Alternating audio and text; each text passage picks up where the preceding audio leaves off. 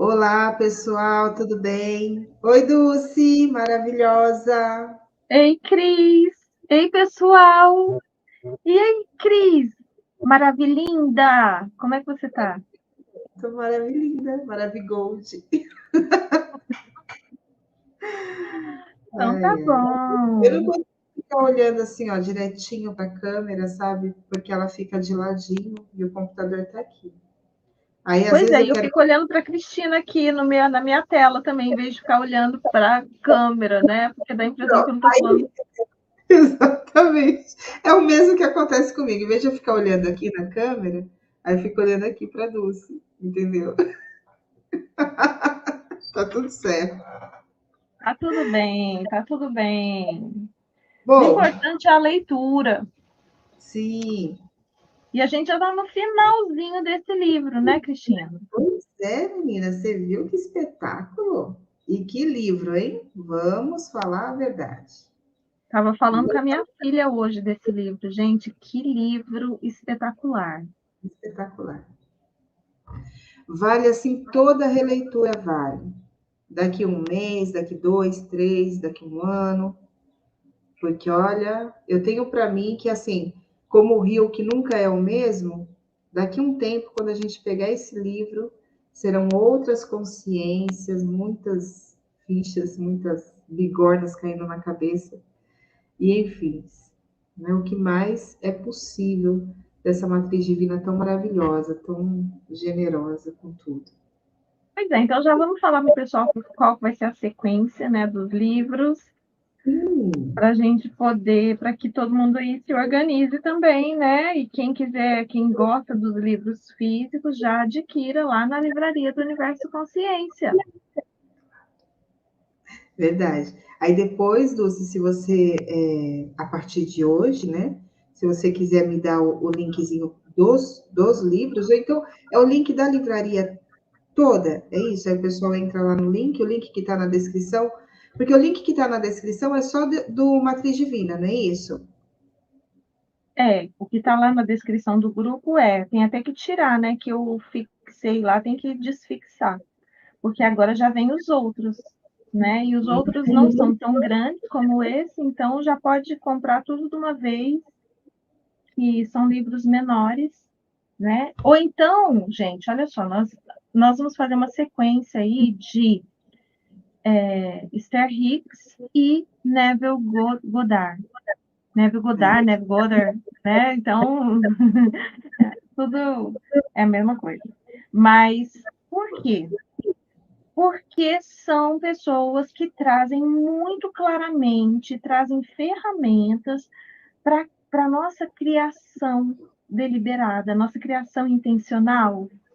E eu tenho mudado muito a minha cabeça com esses dois iluminados aí, que realmente tem me ajudado muito, sabe? Então eu queria trazer isso para vocês também, queria que todo mundo visse a grandiosidade das mensagens que tem ali.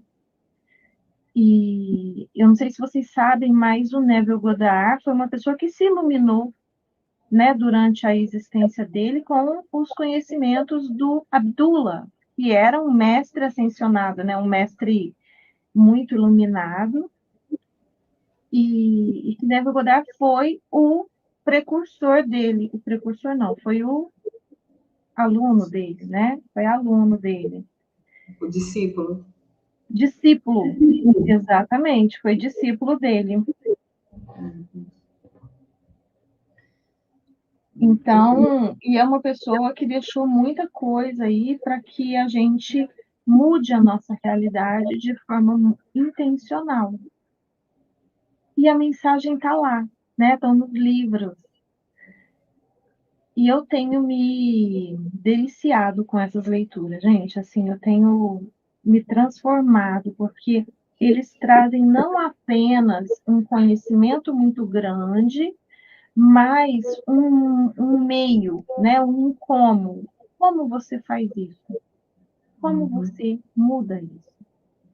Então, O que isso é eu acho muito. fundamental, e é o diferencial dessa nossa proposta, né? Aqui É, no leitura, todas as aulas, a gente sempre faz esse link do que a gente está lendo, para o que a gente vive, né?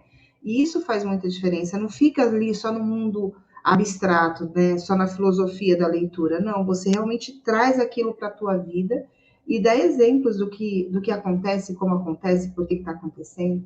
E é muito rico. Todo mundo ganha. Isso mesmo, Cris. Então, preparem-se, a gente vai ter aí, né? Quais são os livros do Neville Goddard que você anotou aí, Cris? Que a gente vai ler agora na sequência? Eu não anotei, desculpa.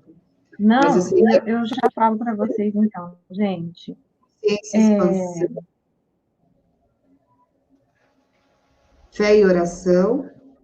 Não, é fé, sua fortuna, Sua fé e sua fortuna. sua fortuna, oração, a arte de acreditar. Gente, de verdade, tem um livro que está lá no Universo Consciência, e tem os 7 livros dele, tudo junto. É um livro mais grosso, mas que vale muito a pena. Ele parece ser mais caro, mas são os 7 livros juntos. Então, a gente já leu, né? O Sentimento é o Segredo, que é grandiosíssimo no sentido de profundidade de conhecimento. E a gente vai ler mais esses 3 aqui, ó. Sua Fé, Sua Consciência, Oração, Arte de Acreditar e O Poder da Consciência. Então, nós vamos ler esses 3, nós vamos ler também os do Abraham, do Esther Hicks, né? Vamos começar com o dinheiro atrai dinheiro, tá? E tem também a lei da atração e o entrando no vórtice. Tá? Então, são 3 do Neville e 3 da Esther Hicks, ok? Ok. E bora para a leitura de hoje? Bora, que a gente já está finalizando essa obra. É uma obra de transformação, sabe? De transmutação mental. Verdade. Você começa ou eu começo? Eu começo. Então começa. Não, começa você, que meu café está esfriando. Vai lá. Tá. Temos aqui em Passeios Lençóis, né? Eu vou ler a última frasezinha que eu grifei, tá bom? Agora, depois de perdido tudo, o que ele prezava tanto, a gente está falando do caso daquele amigo dele que tinha ido embora lá, lembra? Tá com essa cara de ponto de interrogação. Que foi? Isso mesmo. Então, agora, depois de ter perdido tudo que ele prezava tanto, sentava-se diante de mim com enormes lágrimas rolando pelas faces. Como vou conseguir de volta o meu emprego e minha família? Só me diga o que tenho que fazer. Ou seja, a pessoa saiu, perdeu tudo, né? E aí depois que viu que aquele mundo de ilusão não valia a pena, voltou atrás e agora está querendo reconquistar tudo. Vamos ver aqui o que ele traz. Passei os lenços de papel que tinha ao lado da mesa e que deixava ali justamente para ocasiões como essa. E disse algo que o pegou completamente desprevenido. Nesse momento, não se trata de recuperar o que você perdeu, ainda que isso possa vir a acontecer. Você criou para si mesmo uma situação que ultrapassa seu emprego e sua família. Despertou uma força interior que poderá vir a ser a sua mais poderosa aliada. Quando você passa por uma experiência dessas, você ganha uma confiança nova e inquebrantável. Penetra em um intervalo de tempo que os antigos chamavam de noite escura da alma. E é verdade. Porque nunca mais você vai fazer a mesma meleca. Entendeu? Pode fazer outras, mas a mesma não vai não. Geraldine enxugou os olhos e sentou na cadeira. O que você quer dizer com a noite escura da alma? Espera só um pouquinho, que o meu computador ele fica emocionado quando eu dou vários cliques, aí ele começa a rodar. Deixa eu comentar só uma coisa, Cris. Fala. Percebe como que a pessoa que vai orientar o outro, ele tem que ter uma visão mais abrangente. Imagina se ele pergunta o que eu faço para uma pessoa totalmente despreparada. E o outro vai falar assim: que merda que você fez na sua vida, hein? O que ele vai fazer? Em vez dele enxugar as lágrimas, né, e partir para essa energia de criação, porque é o caos instalado, né? E o caos é o quê? Energia de mudança. E que você pode usar para criar coisas incríveis ou coisas terríveis. Terríveis. Né? Então, olha como que é importante você saber para quem você vai pedir opinião nessa hora. Até porque isso muda tudo, né, Dulce? Se você pede uma opinião ou pede uma orientação, né? Vou falar orientação porque opinião é artigo barato, a gente já leu e já aprendeu isso aqui, todo mundo tem e não te ajuda nada. Agora, se você vai, você está com uma dor, está passando por um processo, né? Verdade que é verdade, ó, os seus amigos, os seus parentes, a sua família pode até te acolher, pode até te dar uma palavra de consolo e tudo mais. Mas é bem possível que eles não tenham condições de te dar uma orientação isenta, né? Para que você saia daquele caos que foi criado e gerado por você em algum momento. Né? E isenta de julgamentos, principalmente julgamentos. E essa é a diferença de quando você vai procurar um profissional, um terapeuta, né? Seja ele de qual linha for, tá? Se for um profissional focado e voltado para estar se melhorando e realmente estar gerando vida, né, para os seus assistidos, com certeza é esse tipo de atendimento que você vai encontrar. É algo que vai assim, olha, te amparar, te dar sustentação para que você possa sair, né, do caos absoluto e criar alguma coisa positiva para você. Grandiosa, porque... muito grandiosa. Exatamente. Porque o que está feito já está feito, né? Não tem. E aí, se você não está com a pessoa mais adequada ali para você, acaba o quê? Sendo um muro de lamentação ou fazendo mais, né? Criando mais coisas interessantes. Não, se nesse momento ele percebe o julgamento no tom de voz do outro, né? Tipo assim, vamos ver o que a gente pode fazer, né? Por você, seu inseto, que faz só o cocô. Pois é. Então, aí a pessoa se diminui mais ainda. Verdade. Gerald enxugou os olhos e sentou à cadeira. O que você quer dizer com a noite escura da alma? Perguntou. Como é que eu nunca soube de nada sobre isso? A noite escura da alma é um período da vida em que a gente se vê arrastado para uma situação que para nós significa o nosso pior pesadelo, respondi. Isso geralmente acontece quando menos esperamos e normalmente sem nenhum aviso prévio. A questão é que, continuei, só se pode ser arrastado para uma dinâmica dessas quando nosso domínio sobre a vida assinala, não, quando o nosso domínio sobre a vida assinala que estamos preparados. Então, exatamente quando tudo parece perfeito, o próprio equilíbrio conquistado serve para sinalizar que estamos prontos para a mudança. O chamariz para criar a mudança será alguma coisa pela qual ansiamos a vida toda. Algo que simplesmente consideremos irresistível. De outro modo, nunca teríamos coragem de dar o salto. Olha só quantas coisas.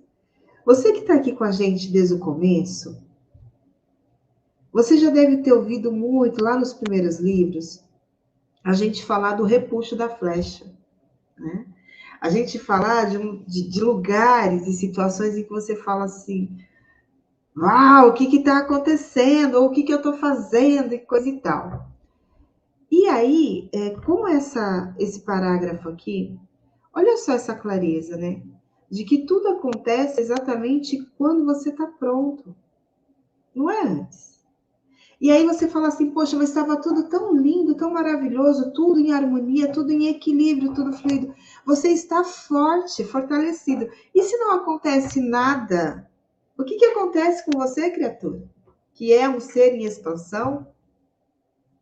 Nada. Você vai ficar parado ali, sem querer mais nada, sem fazer mais nada, né?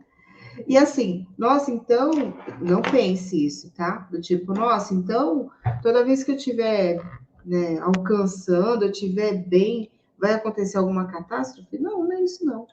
Mas sempre vai acontecer algo que vai te convidar a movimentar o teu mundo, sabe assim, Não a tua necessariamente energia. quando você estiver bem, é quando você estiver pronto, É quando né? estiver É pronto, quando você estiver exatamente. pronto.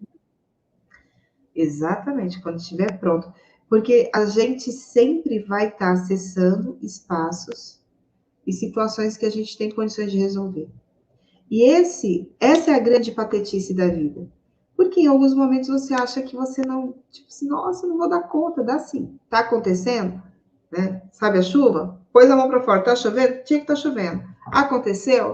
É o que você sabe dar conta de resolver. Então é só acreditar. Precisamente como um novo relacionamento, respondi. Um relacionamento é uma espécie de catalisador que embute a promessa de avanço na vida. Continuei explicando.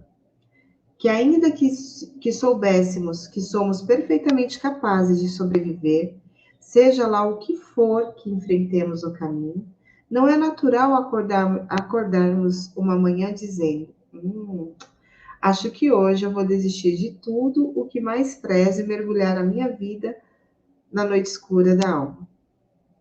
Nós simplesmente não pensamos desse jeito. É muito comum que os grandes testes de noites da alma venham quando menos esperamos. A possibilidade de que a vida nos traga exatamente o que estamos precisando no momento em que precisamos é bastante razoável. Assim como podemos encher uma xícara abrindo a torneira se nossa caixa de ferramentas emocional estiver bem sortida, é perfeitamente possível que isso seja o gatilho que abre a torneira da vida, deixando a mudança fluir. Então, assim, se tiver tudo tranquilo, a gente abre a torneirinha, do mesmo jeito que a água cai, e se a gente estiver bem, a gente assimila tudo isso assim num fluir de mudanças naturais na nossa vida, sem dor, sem peso. Até abrirmos o fluxo, nada acontece.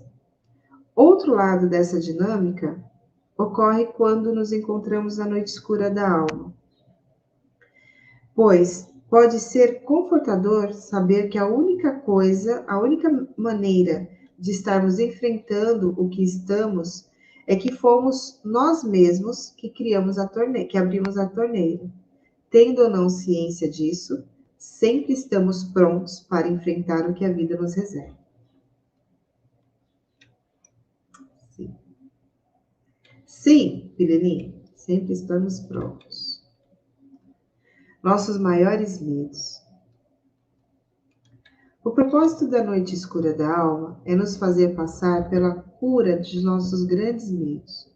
Uma coisa realmente curiosa a respeito da noite escura é que, como os medos mudam conforme a pessoa, uma experiência assustadora para algumas poderá significar uma banalidade para outras. Por exemplo, Gerald havia admitido que seu pior medo era ser deixado por conta de si mesmo. Um pouco mais cedo, no mesmo dia, uma mulher havia me dito que a maior alegria dela era ficar sozinha. Não é incomum que alguém que tenha medo de estar só torne-se mestre em arranjar relacionamentos em que a pessoa justamente viver, em que possa justamente viver tal medo. Por exemplo, Gerald havia narrado romances, empregos e amizades no passado que jamais poderiam ter sido duradouros, mas mesmo assim Quando cada uma dessas situações terminava, ele dizia que o relacionamento tinha fracassado. Na verdade, tinham sido tão bem-sucedidos que cada um deles havia permitido que o seu maior medo, o de ficar sozinho, viesse a acontecer. Como ele nunca tinha se curado e nem mesmo reconhecido os padrões que perpetuavam sua vida antes, ele se colocava em situações em que o seu medo se tornava cada vez menos sutil. Finalmente, as coisas tinham chegado a um ponto em que as suas emoções eram tão fortes que ele precisava dar atenção a elas, antes que pudesse prosseguir. Ainda que possamos passar por muitas noites escuras da alma ao longo da vida, a primeira geralmente é a mais sofrida e frequentemente é também a mais poderosa agente de mudança. Depois que compreendemos, depois que compreendemos por que estamos tão feridos, a experiência começa a assumir um novo significado. Ao reconhecermos a sinalização do caminho da noite escura, podemos dizer: ai, conheço esse padrão. Sim, sem dúvida, trata-se da noite escura da alma. Tudo certo. Bom, e agora, o que é mesmo que eu devo aprender nessa situação?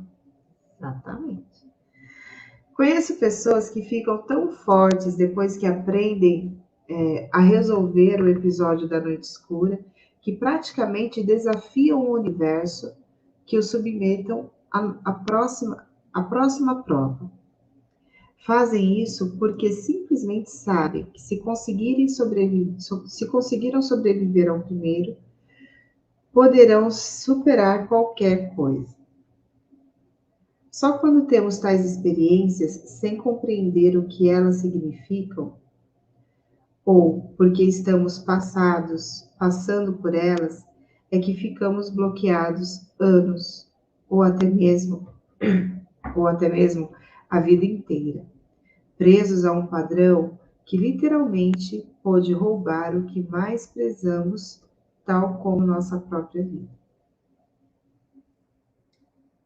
E aí? Pois é. Então, percebe a importância da compreensão do porquê que nós estamos passando pelo que nós estamos passando, né? E mais do que isso, eu diria que é a compreensão de que nós criamos isso. Nós não somos vítimas, nós somos criadores de qualquer situação que esteja aí, né? E isso muda tudo, porque se nós criamos, nós podemos mudar isso, né? Então, percebe que você só adoece ao passar por um grande problema se você não tem compreensão do que significa aquilo tudo. Aí você se sente vítima. E quando você se sente vítima, de verdade, você não consegue mudar nada. Porque o que uma vítima consegue mudar? Nada. Ela nem quer mudar, né? Na verdade. Ela precisa de um herói para mudar as coisas. E quando você assume que você é criador... o herói aparece para a vítima e aí ela procura... Acontece outra coisa. Não era um herói, sabe? Era um sapo. Sabe assim? Então, sempre vai ter um motivo a mais para ela continuar nessa situação de vítima, até que ela mude. Então, vamos olhar para isso, gente. A gente está falando de uma situação de caos na vida, né? Criada por ele. Isso fica muito claro a gente olhando de fora, né? Foi criada por ele. Mas se ele coloca no papel de vítima, ele vai colocar a culpa na empresa, que a empresa sugava ele, depois descartou ele, que ele perdeu a família por causa do trabalho, que ele era dedicado e que foi descartado, entendeu? Ou vai colocar a culpa na amante. Ah, porque ela me enganou, porque eu fui, sabe, trapaceado. Então, entende o quanto é importante você não aceitar esse papel na sua vida. Nós criamos todas as coisas e tudo acontece para o melhor. Tudo. Nós temos como usar essa energia do caos para mudar tudo para melhor. Significa o quê? Que ele pode usar essa energia para ter ainda mais sucesso, criar uma empresa de grande sucesso, ou entrar em outra empresa e ter mais sucesso do que ele tinha, recuperar a família ou construir outra família, né? E, enfim, e o mais importante de tudo isso é o que ele vai crescer como ser humano, como ser, né? Como ser infinito. Tudo que ele aprende que o que fazer e o que não fazer, como agir e como não agir. Né? Então, todo esse aprendizado, essa bagagem, é o que é o importante de tudo que nós vivemos. Porque tudo que nós vivemos são só experiências. Só experiências para que a gente se aprendizados. O aprendizado é o fim da história. O fim da história, sim, né? É o objetivo. Então, se ele passa por tudo isso e se coloca no papel de vítima, o que ele aprende? Bulhufas. Nada. Nada. E ainda baixa a vibração colocando culpa nos outros, né? Verdade. Segue lá, Cris. Quer continuar daí? Pode continuar. Quinto espelho? Quinto espelho. Reflexos do nosso maior ato de compaixão. A pedra que os pedreiros rejeitaram tornou-se agora a pedra angular. Isso está no Evangelho de Tomé. Gente, esse Evangelho de Tomé não é um evangelho que está na Bíblia. É um evangelho que foi encontrado lá no Mar Morto, né? É um dos pergaminhos do Mar Morto que foram encontrados dentro dos potes de barro e tal. Tem toda uma história que o próprio Greg conta, porque ele tem um livro que fala disso. No final da década de 1980, o meu escritório ficava em um edifício de vários pavimentos nas colinas de Denver. Embora o edifício fosse enorme, o fim da Guerra Fria e os cortes governamentais fizeram com que a companhia que eu trabalhava cortasse funcionários e se reorganizasse. Lembra que ele trabalhava numa empresa bélica, né?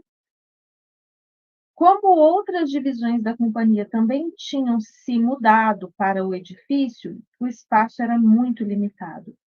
Eu compartilhava minha sala com outras pessoas, uma mulher que executava uma função inteiramente diferente da minha no departamento.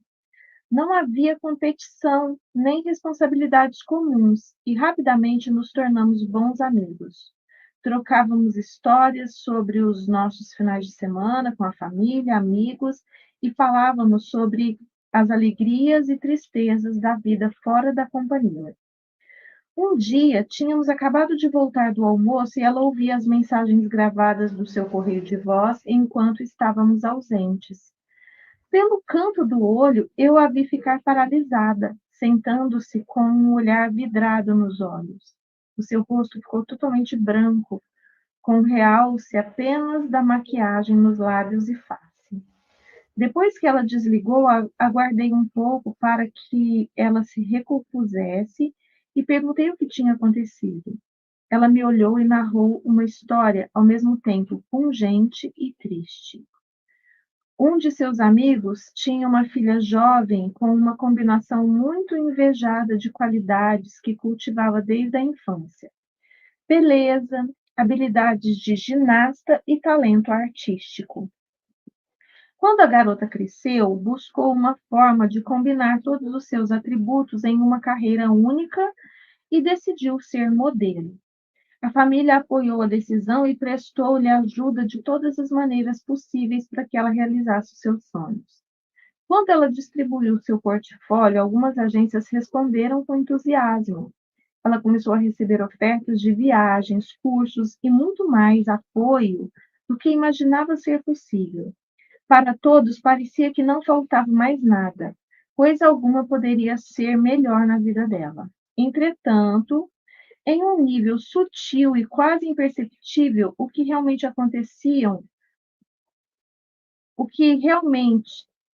aconteciam, podiam sentir de alguma coisa, que alguma coisa estava mudando. Desculpa, gente. Entretanto, em um nível sutil e quase imperceptível, os que realmente a conheciam podiam sentir que alguma coisa estava mudando. Seu estado de espírito dava margens a preocupações. As agências para quem ela trabalhava buscavam um determinado tipo de aparência na mulher que desejavam promover. Conquanto a moça fosse dona de uma beleza toda especial, não era o tipo que as agências procuravam no final dos anos 80. Você já pode imaginar, né? Eles procuravam quase que aquele esqueleto, era só desenterrar uma pessoa que estava certinho. Sentindo-se compelida a conseguir o tipo físico que a indústria queria, pediu que a família ajudasse a fazer uma série de procedimentos estéticos que achava que podiam moldar o seu corpo até alcançar o tipo desejado. Começou com o mais óbvio dos melhoramentos, a cirurgia plástica. Ainda que tivesse chegado mais perto da meta, ainda não obtivera realmente a aparência que queria. Resolveu então partir para medidas mais drásticas. Desde a infância, ela sempre teve a arcada superior dos dentes ligeiramente proeminente, com leve recessão do queixo e do maxilar. Ela então concordou em fazer uma reestruturação, que implicava em quebrar e reposicionar o maxilar, para a obtenção de uma simetria mais perfeita. Sua boca tinha sido fechada com uma armação metálica durante 6 semanas, para dar tempo à cicatrização da ossatura. E durante esse período, ela apenas ingeria líquido. Quando a armação metálica foi removida, sua face estava lindamente simétrica, com maçãs do rosto acentuadas e sem proeminência do maxilar superior. Ao olhar uma foto que minha companheira de sala tinha da filha da amiga, eu mesmo não pude ver grande diferença entre as imagens anterior e posterior à cirurgia. Depois de haver perdido peso durante semanas por causa da dieta líquida, essa bela jovem começou a notar que o seu corpo não tinha mais as mesmas formas de antes da cirurgia. A realidade era que, devido à perda de peso, seu busto havia perdido o tônus muscular que lhe conferia as proporções de modelo. Entretanto, a percepção que ela tinha era de que se tratava de algo que poderia ser remediado cirurgicamente. Portanto, decidiu empreender a retirada de um par de costelas inferiores, para definir mais sua silhueta e proporções. Nessa altura aqui do campeonato, gente, eu já estou nervosa de ler essas coisas, né? A Cristina já está dando náusea. O estresse resultante dos procedimentos anteriores debilitou o corpo da moça. Ela concluiu que não podia mais controlar a perda ou ganho de 1 quilo no lugar do outro. O seu corpo passou a perder peso de modo sistemático e diário. Quando seus pais acordaram para que o que estava acontecendo e a hospitalizaram, já era muito tarde. A amiga da minha colega de trabalho acabara de falecer naquela manhã. Não sob a alegação de uma única causa, mas sim de uma série de complicações pós-cirúrgicas. Essa tinha sido a mensagem que recebera pela secretária eletrônica depois do almoço. Talvez você conheça pessoas que passaram por algo semelhante. Espero que com desenlaces não tão extremados assim. Dou esse exemplo com o objetivo de enfatizar um ponto. A jovem dessa história tinha uma imagem de perfeição aos olhos de sua mente, e essa imagem transformou-se em padrão a ser seguido. Ela tinha uma imagem de perfeição, né, que foi imposto a ela, certo? E essa imagem transformou-se em um padrão a ser conquistado. Foi isso que aconteceu. Ela manteve-se constantemente na sombra desse ponto de referência e usou a sua imagem mental como medida de comparação para a sua aparência física.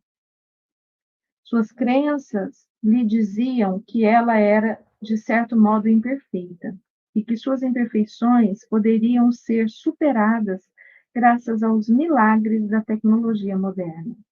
O que aconteceu a essa moça, entretanto, desenrola-se em um nível muito mais profundo do que os procedimentos usados para corrigir as imperfeições percebidas. Iam direto ao âmago desse espelho, do quinto espelho, tá? Porque ela sentia que tais extremos eram necessários para o seu sucesso? Por quê? Por que ela achava que isso era necessário para ela ter sucesso? Porque a sua família e amigos a apoiavam nessa busca pela perfeição? Por que razão essa jovem, já naturalmente tão bela, sentia uma compulsão tão forte para se transformar em outra, diferente de quem era desde que nasceu? Que medos ficaram tão fortes que ela fez de tudo para mudar a aparência, procurando ser aprovada pelos outros? Talvez uma questão maior ainda. Que lição podemos tirar da sua experiência? Qual gabarito podemos usar para comparar? Qual o ponto de referência que usamos para medir os nossos próprios sucessos e fracassos ao longo da vida? E aqui a gente vai parar uma semana para refletir sobre essas perguntas. Brincadeira, gente. Mas olha que coisa, né? Isso aqui aconteceu nos anos 80. E é lógico que essa busca pela perfeição do corpo, né, não vem dali dos anos 80. Isso E nem sempre parou lá. existiu. Hã? E nem parou lá, porque ainda hoje você vai encontrar pessoas que estão assim tão perdidas nessa ilusão, perdidas de quem são, que ficam aí se quebrando, tirando costela, remodelando o rosto, o corpo. Hoje muito mais, Cristina. Hoje muito mais. Porque eu diria que isso está numa crescente, entendeu? Está exponencial. Porque hoje, muito mais do que nos anos 80, nos anos 70, e assim, quanto mais para trás, isso foi menor. A gente vê aí as telas de pintura das pessoas perfeitas de 100 anos atrás, elas eram gorduchinhas. Elas não eram magrelas. Elas não tinham as pernas fininhas, né? A cintura afunilada, né? Eram pessoas que tinham um corpo normal, certo? Então, eram consideradas as perfeitas. E percebe o quanto que o padrão imposto por uma sociedade é aceito pelas pessoas. É aceito. Porque o dia que não for mais aceito, vai mudar o padrão. Por que é que para eu me achar bonita, eu tenho que ter uma cintura de pilão? Ah, mas aí a gente já sabe que a gordura abdominal é a pior gordura.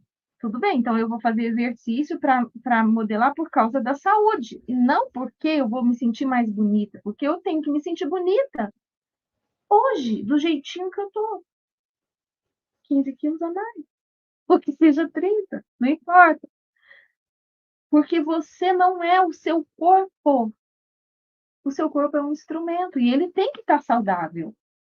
Então, a gente tem que buscar as melhorias para o nosso corpo, não por uma questão de estética, mas por uma questão de bem-estar e saúde.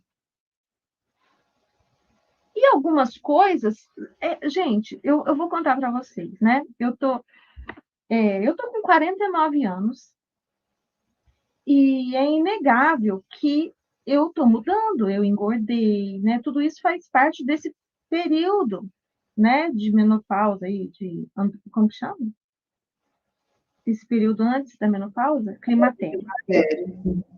Então, a gente tem uma série de hormônios, um monte de coisa muda no corpo, e acontece um monte de coisa. Eu vou achar que a natureza está errada?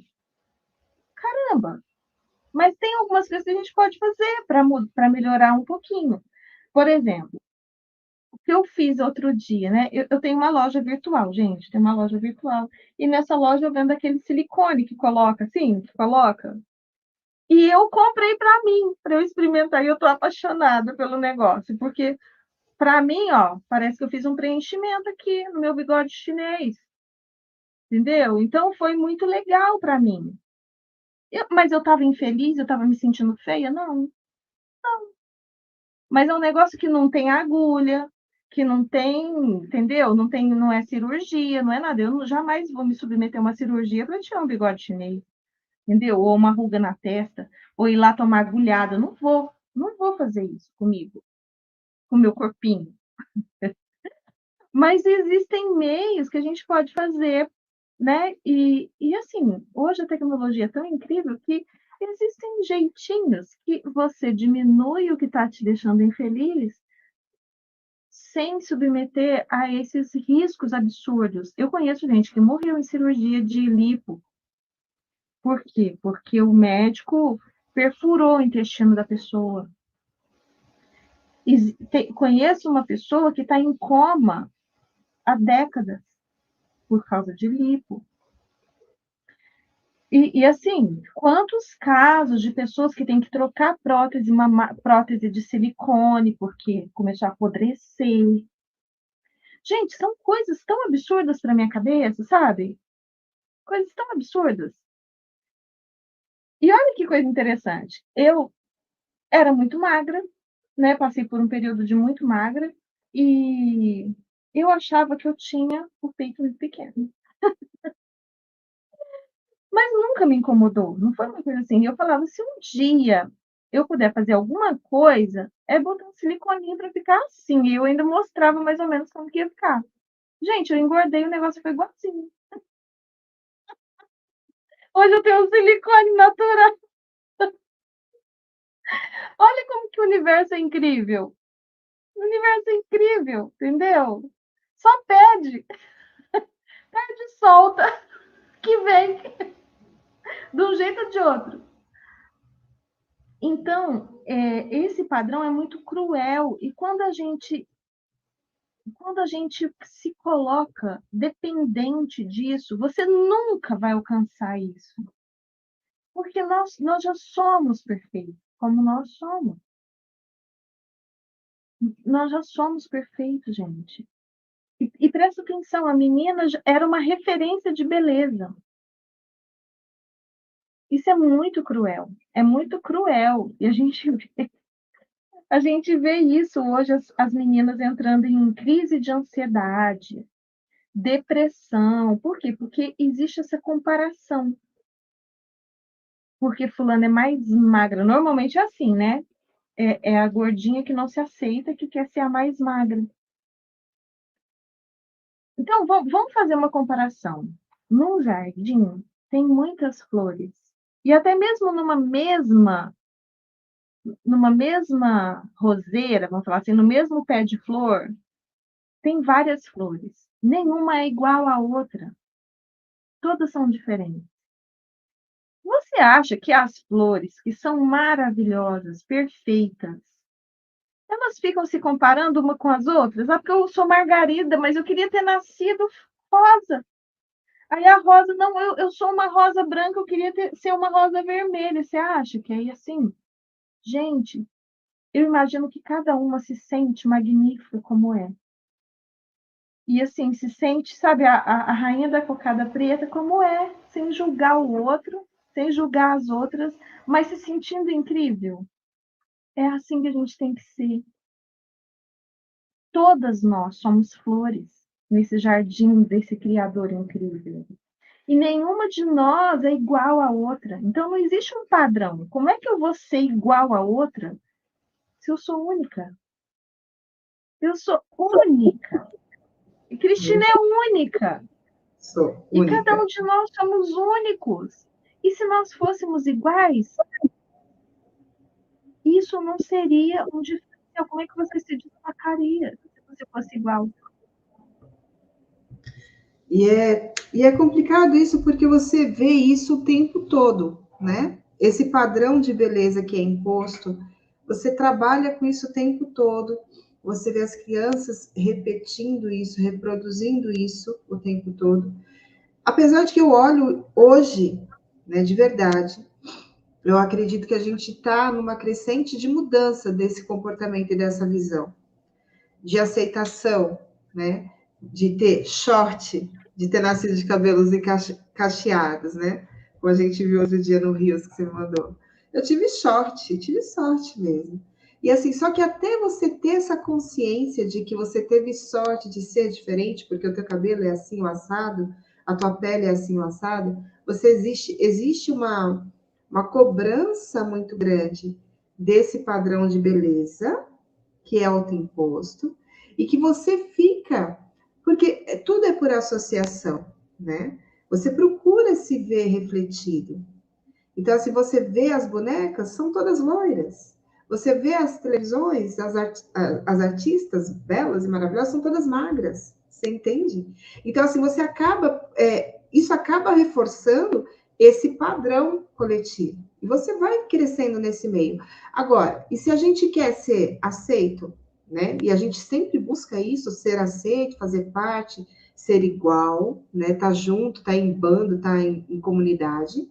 É natural que você. E você não tem isso muito fortalecido dentro de você, dentro da sua família, dentro das pessoas que te criam. É natural que você cresça assim, com essa fragilidade, querendo ser algo que você não é. E não, o que é pior, não reconhecendo a beleza que você tem. Porque quando a gente olha Exatamente. para um e não vê a beleza dele, a gente está olhando para ele e procurando a beleza que está no outro. Você não vai achar nunca. Mas Exatamente. E assim, é muito comum, né? Eu com duas meninas em casa, é muito fácil você perceber isso, né? As duas tinham uma autoestima muito baixa. E eu sempre falei, gente, vocês são maravilhosas, vocês são perfeitas, incríveis. Uma parece uma boneca de louça. E a outra, gente, a outra, é linda. Cristina conhece, né? Todo Então, de cada uma com a sua beleza, com as suas características, que elas são muito diferentes, né? Mas cada uma bonita como elas são. Mas aí é aquela história. Não, sua opinião não vale, porque você é mãe, então, tipo assim, você está mentindo porque você é minha mãe.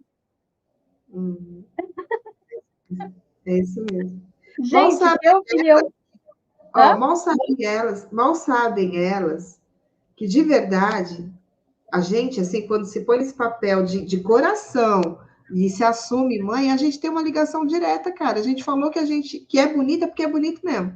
É o Criador que tá falando pra gente, pode acreditar. Não. E eu sou muito verdadeira.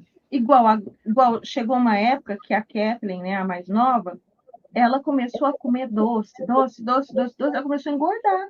Eu falei para ela, Kathleen, não é saudável. Se fosse uma coisa natural, mas não é.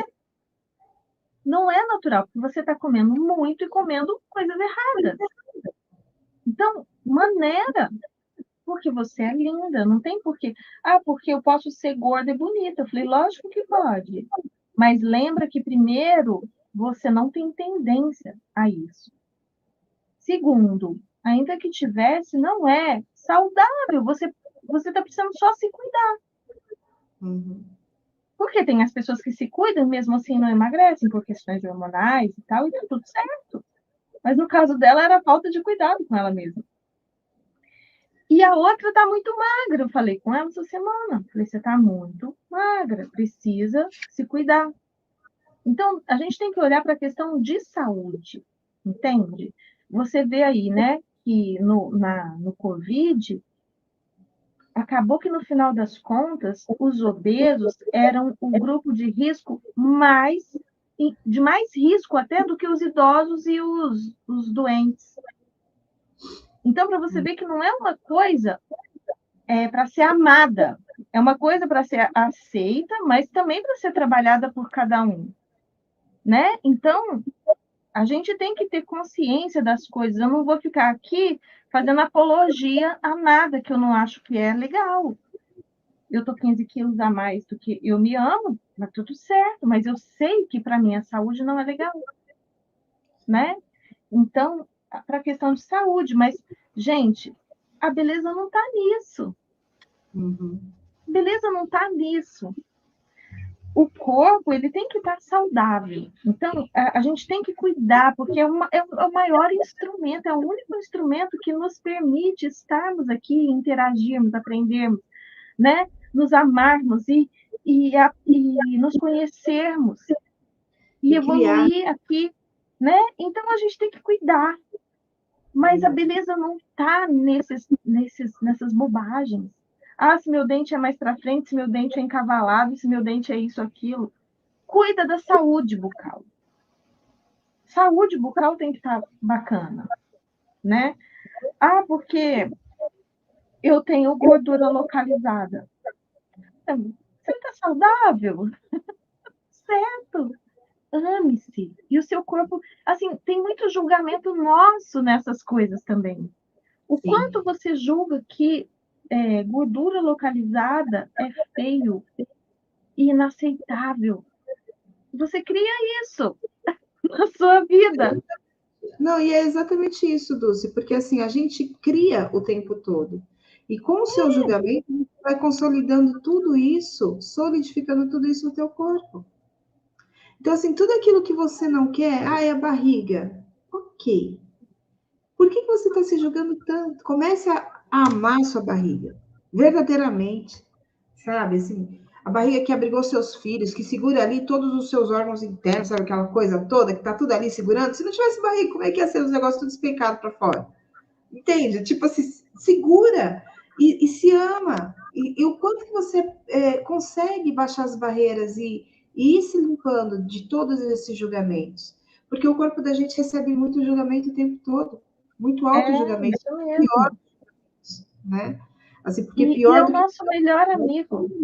é o nosso É o melhor nosso amigo. melhor amigo. Vamos amar ele do jeito que ele é e cuidar dele para que ele fique melhor cada dia. Exatamente. Então, Porque ele está se refazendo todos os dias. Todos os dias ele está se refazendo. Então, assim, o quanto que a gente consegue dar para esse corpo um ambiente saudável para que ele possa se recriar, sabe? alimentos saudáveis. Reprodução celular, o quanto que a gente consegue vibrar, sabe assim, de energia, para que esse ambiente em que as células vão se renovar seja realmente possível, porque o corpo ele se regenera, ele consegue se autocurar. Mas o quanto que você consciência, não é mente, você consciência consegue, sabe assim, expandir sua consciência, ver que são coisas dissociadas e que você tem esse potencial de controlar a sua mente e automaticamente beneficiar o teu corpo como um todo. Então, e quando você faz isso, você começa naturalmente a mudar esse corpo, né? Que antes estava daquele jeito por causa do julgamento. Mas vai requerer esforço, né? Na mudança da alimentação, no exercício, né? E fazer alguma coisa que. E buscar alegria, buscar ser feliz, buscar se amar cada vez mais. Isso muda tudo, gente. Isso muda tudo. É Então, o teu façam olhar, isso. né? Porque é interessante, não adianta você querer. É assim, ó, a gente vai passando, o tempo vai passando, a gente não precisa envelhecer com o tempo e a gente não precisa perder a nossa jovialidade, a nossa disposição com o tempo, porque isso tudo são programações que a gente comprou como sendo verdadeiro. Então, quem disse que depois dos 30 a gente tem que começar a passar mal de calorão e etc. Entende? Agora, Eu não tenho nada disso, gente. De então, verdade, eu não tenho nada disso. agora, como seria se você simplesmente entendesse que naturalmente você vai tendo belezas diferentes todos os dias? Porque quando você olha no espelho e você procura o rostinho que tinha 20 anos, ele não tá lá, cara. Mas você também não é aquela garota de 20 anos. Você é uma mulher de 49 anos. E como uma mulher de 49 anos, você é linda, né? Então, assim, é esse acompanhar de sabe, de realidade, de ver a beleza a cada momento, que a gente vai perdendo. E daí brota esses auto-julgamentos com a gente que é muito cruel, é cruel e desnecessário. Mas a gente só cai nessa cilada se a gente deixar. Gente, eu até escrevi uma frase hoje no Instagram, e é uma frase que eu adotei, assim, sabe? As pessoas, elas só te fazem infeliz, e aí eu acrescentei o nervosa, porque é para mim, né? As pessoas só mexem com você, seja lá como for, se você permitir. Sim. Então, você só vai comprar esses padrões de beleza se você quiser. Entendeu? Se você não quiser, você não vai fazer isso. E não estou falando para achar feio, não. Entendeu? As mulheres altas e magras, não é isso. Se elas são daquele jeito naturalmente, tá tudo certo. Mas muitas vezes isso vem com uma vida de muito sacrifício, de alimentação muito regrada, de falta de saúde, né? Muitas vezes até com o uso de medicamentos. Então, gente, de verdade não é uma coisa muito natural. Não é o padrão das pessoas, entende? É o padrão de alguns. Mas quem falou que esse é o padrão de beleza? Esse é o padrão de alguns. Mas a beleza está em todos, porque somos todos flores desse jardim do Criador, Uhum. né? E como flores, a gente não tem que se comparar, porque somos diferentes. E as diferenças é o que nos faz especiais. Exatamente. Que é, inclusive, o próximo título aqui: As imperfeições são as perfeições. Mas vai ficar para a próxima leitura. Vamos dar uma pausa aqui, daqui a pouquinho a gente retoma. É isso aí, pessoal. Até amanhã, então.